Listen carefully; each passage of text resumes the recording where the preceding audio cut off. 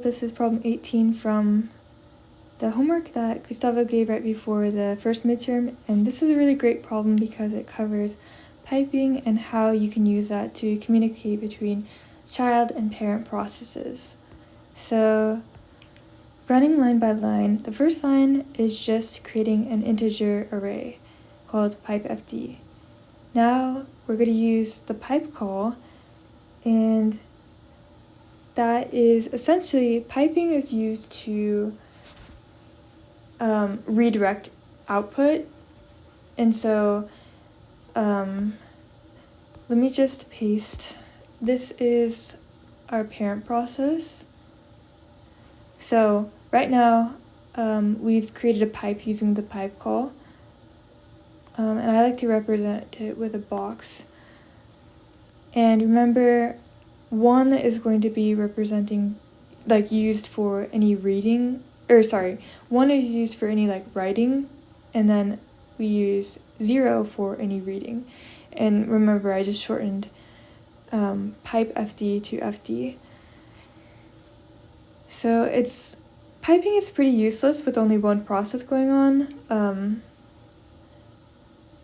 but it becomes useful when we have another process, and that's happening when we fork. So remember, forking is essentially sort of like duplicating your original parent process. So your child is going to have this same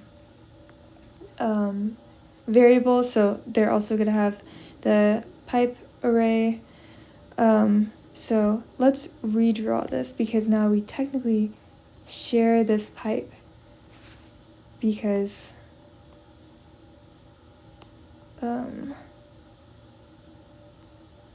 so let me just draw this. Sorry, it's hard to draw and talk at the same time.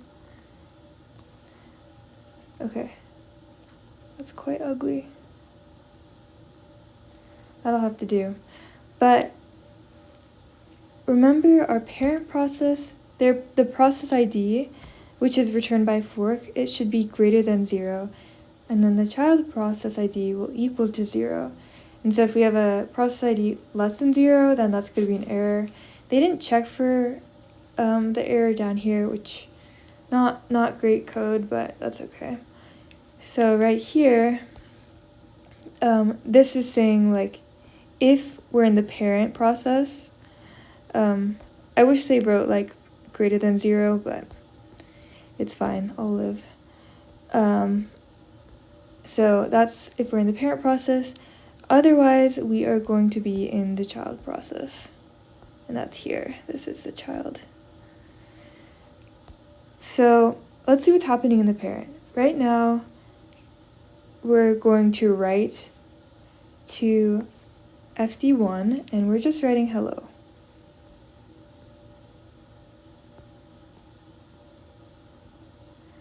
Followed by the new line. And then wait PID is essentially waiting until the child process finishes. And so the child is going to read from the pipe, and it is going to store it into a char, and then we're just going to print that. So the child will be printing hello up here, followed by the new line, and that will just be printed to the console.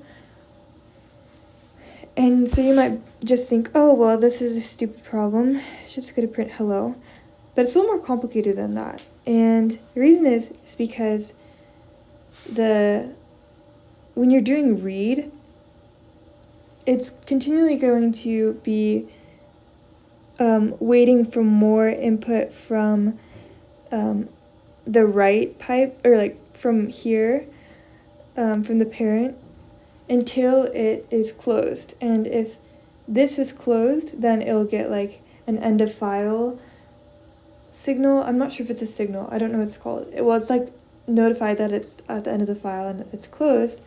And then the child here will know to stop reading. But right now, because we never closed FD1, this is going to be like, essentially this while loop will go on forever and the child will never exit. So what we need to do is we need to like put somewhere in this part of our code, close FD1. That way we can tell our child process, hey, we're not writing any more stuff. Yeah, and so I'm just like showing that here with the X. Okay, that's great and all, but this is still a problem because our parent process is waiting for our child to finish. And if we still have FD1 open in our child, well, now we're kind of at a similar problem. Our parent is waiting for the child to stop like possibly writing to it. So we need to close FD1 in the child as well. So we can just put that anywhere in the child. And this will properly stop our program. But right now what's happening is it's going to print hello, and then the program never ends. So the program hangs. Whoa, that's not how you spell program. And that essentially is just what the program does in a nutshell. So that's it.